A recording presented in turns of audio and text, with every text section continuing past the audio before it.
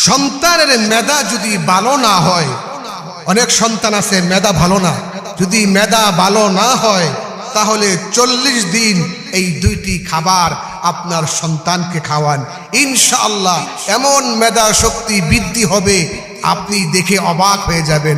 অনেক সন্তান আছে সারাদিন পরে পড়া মুখস্থ হয় না, সারাদিন পড়ার টেবিলে বসে থাকে, একটা কবিতাও মুখস্থ করতে পারে না, স্মরণ শক্তি কম, মেধা শক্তি খুবই কম।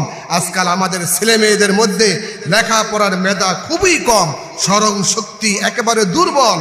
এই সমস্ত বর্তমানে মেধা দুর্বল ছেলে মেয়েদেরকে ডাক্তারের বিভিন্ন পরামর্শ নেওয়া হয়, এই পরামর্শ নেওয়ার পরও সঠিক মূল্যায়ন হচ্ছে না, সঠিক রেজাল্ট পাওয়া যাচ্ছে না। আমি আপনাদেরকে দুইটি হাদিসের আমল শিক্ষা দিব। সুবহানাল্লাহ। আমার ভাইয়েরা, দুইটি হাদিসের আমল আপনাদেরকে শিক্ষা দিব।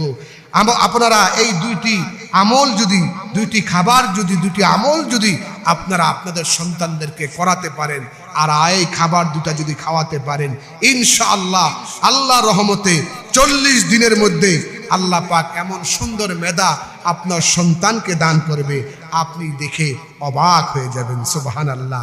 এই আমলটি করে অনেকে রেজাল্ট পেয়েছে, ফল পেয়েছে, উল্লেখযোগ্য রেজাল্ট তারা পেয়েছে।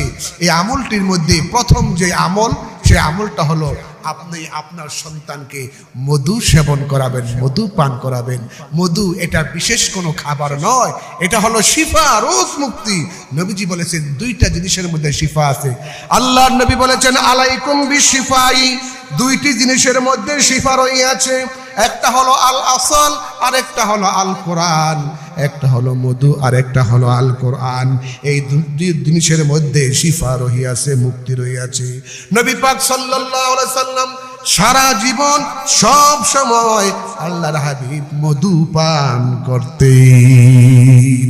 মধু সম্পর্কে কোরআনে কারীমের ভিতরে আল্লাহ পাক বলছে ওয়াওহা রাব্বুকা ইলান নাহলি আনিত্তাখিযি মিনাল জিবালি বুয়ুতান ওয়া মিনাশ শাজারি ওয়া মিম্মা ইয়ারিশুন।